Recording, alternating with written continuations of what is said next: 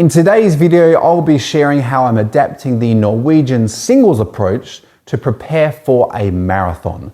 But before we get into it, if you're new here, welcome. My name's James, or Jimmy. I'm 40 years old, I've been running for about 2 years, and my ultimate goal is to go sub 2:30 in the marathon. I'm miles off that at the moment, but that is where I hope to be headed. Up until recently, I've been training using the traditional approach of doing 2 hard interval sessions during the week.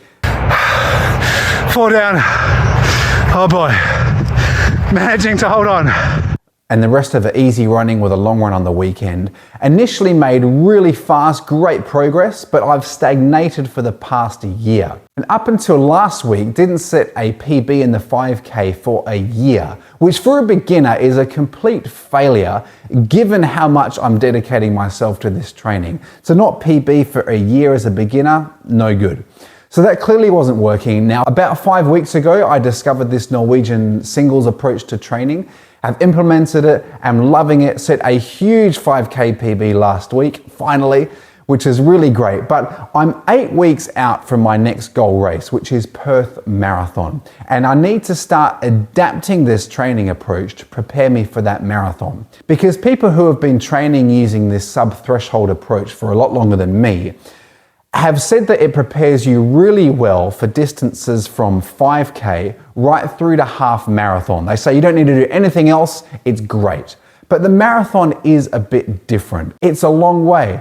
And in order to survive and be strong in those last 10, 15 Ks, we've got to build up muscular endurance. And the only way to do that is just to get the time on the feet, to put in the work, to put in those really long runs. So the standard training week using this Norwegian Singles Approach just alternates easy days with sub-threshold days and a long run on the weekend. But that long run, it's only 75 to 90 minutes long normally, and it's got no higher intensity work, it's just easy running.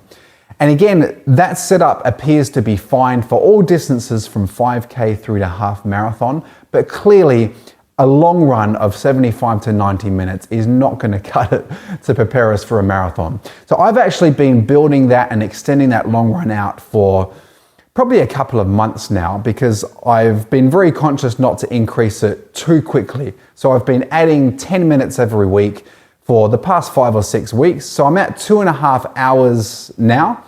And up until this point, it's all been easy running. I haven't had any higher intensity stuff in that long run. But now I'm getting closer. I'm going to start putting some intensity in those long runs. So the way I'm going to structure it is, I'm going to drop one of the midweek sub-threshold sessions and adapt it and just put it in the back end of my long runs. So starting this week, I'm going to be doing 3 by 17 minutes at marathon pace on the back end of my long run. Now I like putting them at the back end because, I don't know, I just think it prepares us really well for the marathon. If you've run one before, you know that the first 30 Ks, if you haven't completely stuffed it up, isn't going to be too hard. It's those last 10 to 15 K. So in my mind, by putting the higher intensity stuff at the back end of the long run, that's going to help me focus and prepare for that moment in the race. That's what I tell myself anyway. So I'm still going to be adding 10 minutes to that long run every week. And the 10 minutes I'm going to be adding will be easy running.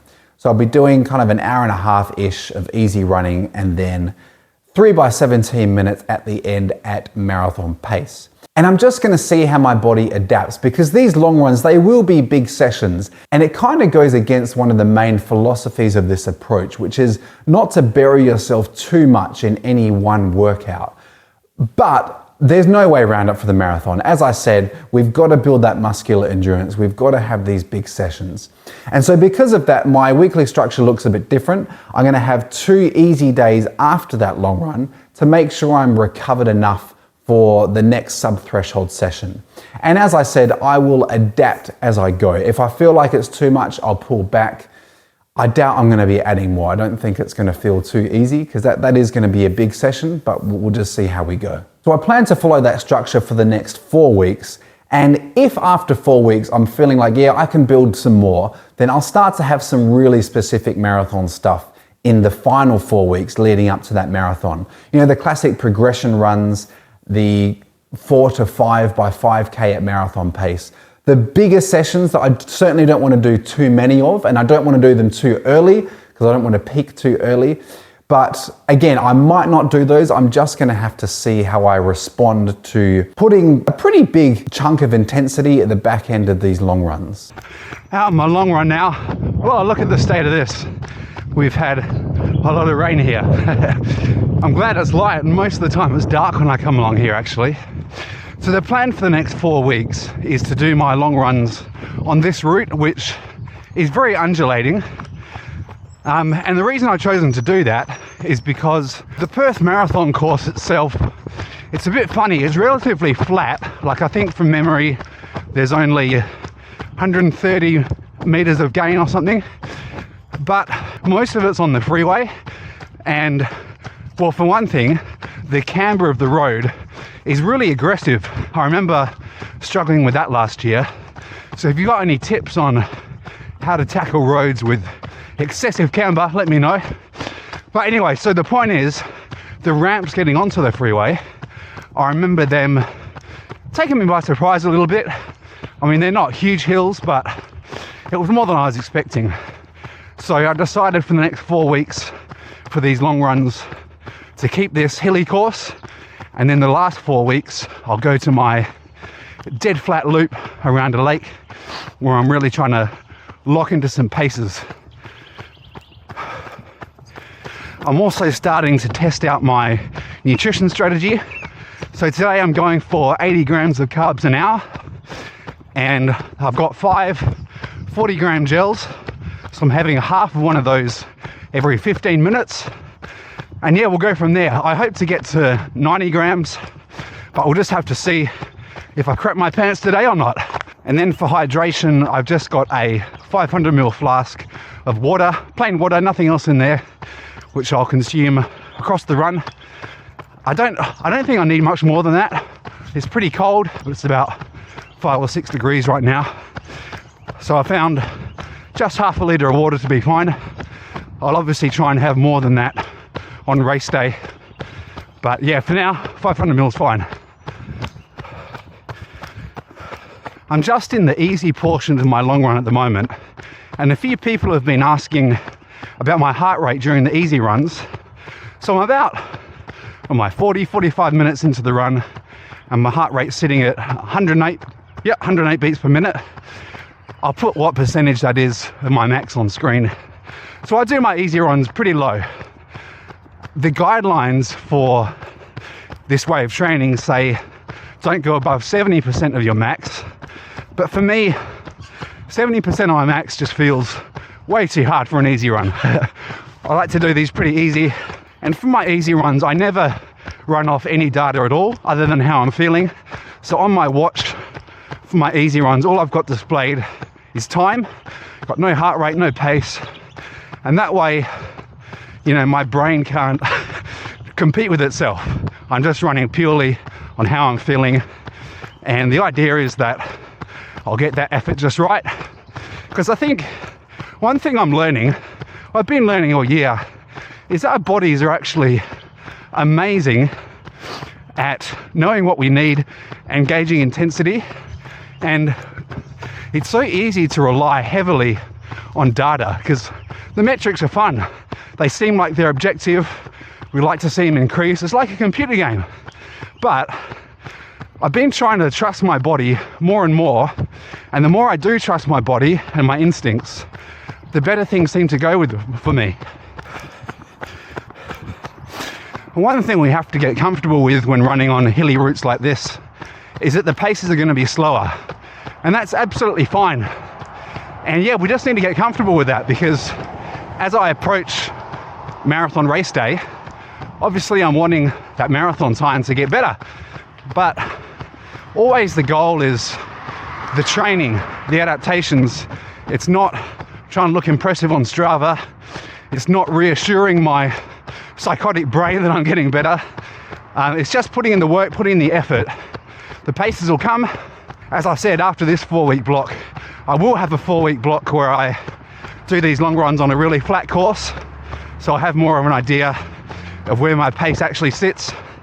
But yeah, at this stage, I'm really trying to focus on just getting the effort right, getting the intensity right, and my body will do what it's going to do. I had some really good questions in the comments from the video last week, and one of them was why I structure my workouts using time rather than distance. And I wish everyone did it, to be honest, because distance, it's so relative to how fast you're going. Like if someone, say Clayton Young, for example, if he does a workout of 10 by K, let's say he's run those at 3 minutes per K.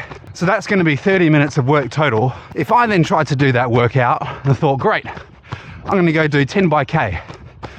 Those kilometer reps are going to take me a lot longer than 3 minutes. So it becomes a very different workout. I'm actually getting a lot more work done at that intensity. And to compound things, my work to recovery ratio is also going to be very different. So for Clayton, if he's doing 3 minutes per K off 60-second rest, he's got a 3-to-1 work to recovery ratio. Whereas for me, let's say I did 4 minutes per K with 60 seconds rest, that's a 4-to-1 ratio. So it becomes a very different workout. The only thing that matters is duration, intensity, and if you're doing intervals, recovery. So I think going by time is always the best way. And that way your workouts never really have to change. You'll naturally increase mileage as you get quicker, and that intensity will always stay the same. So that's why all my workouts are by time. Well, nearly an hour in and stomach's feeling fine. I'm feeling good actually. I've forgotten what a difference fueling properly makes. Up until now I've been not really fueling these long runs properly because I just do them easy. But yeah, I'm feeling good. Looking forward to getting these reps done. First rep done, just coming into the second one, and I might keep it rolling. Well, I will keep it rolling. So with the breathing, the mic is obviously right next to my nose and mouth, so it probably sounds like I'm working harder than I am. But the first rep felt good, feeling strong, and yeah, let's get stuck into the second rep.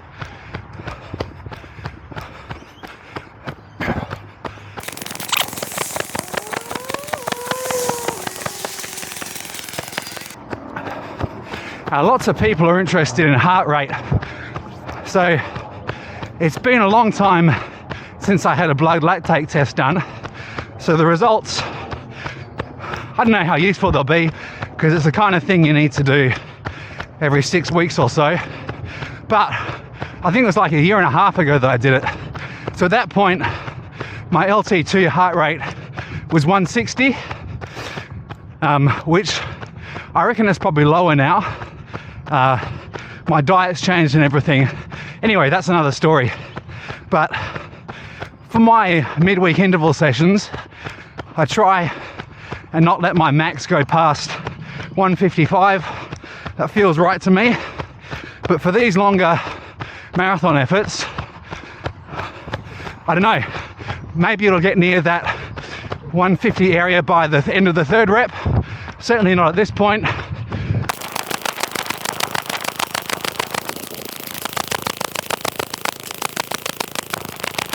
So we should see a whole bunch of park runners soon. They're just about to start. Normally I'll meet my family down here, but they're all sick today, so I don't think they'll be there. But probably going to be a good turnout. Beautiful weather.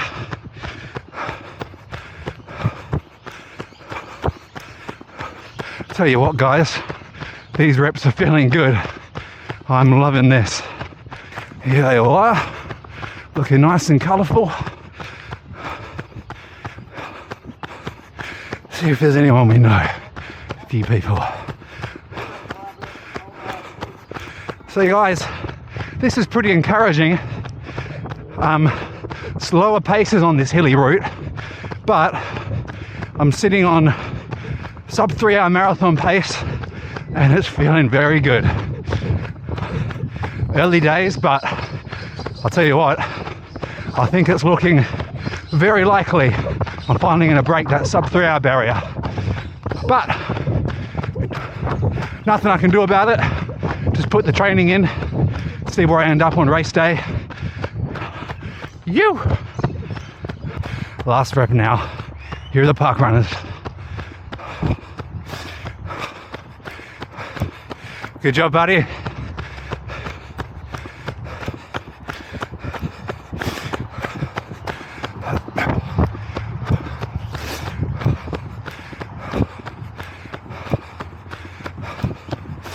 Hey, how you doing? Good, man. Good stuff.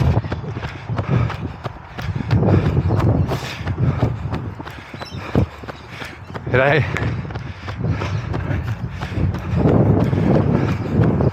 Oh, don't fall over, Jimmy. Let's just slow down here.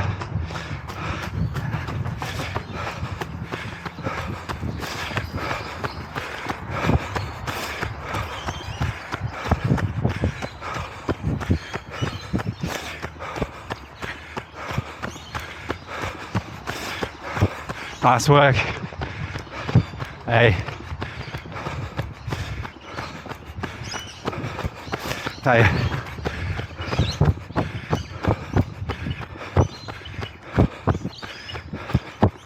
G'day, how you doing?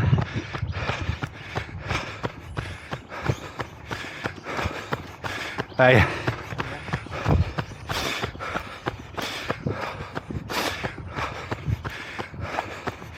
Keep going.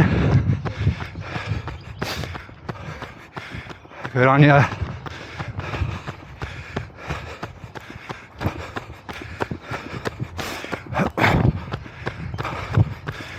Looking good. Hey, g'day.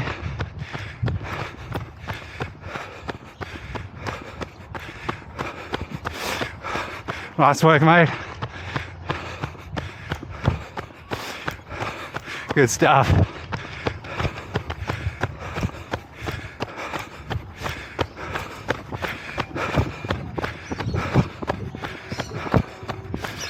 Hey.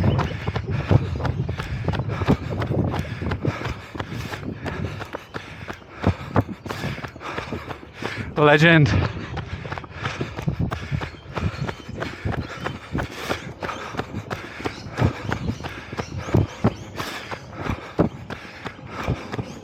Well done.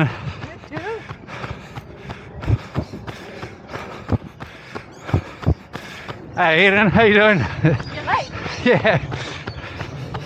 Well, that's all of the reps done. Just on my 10-minute cool down jog on the way home.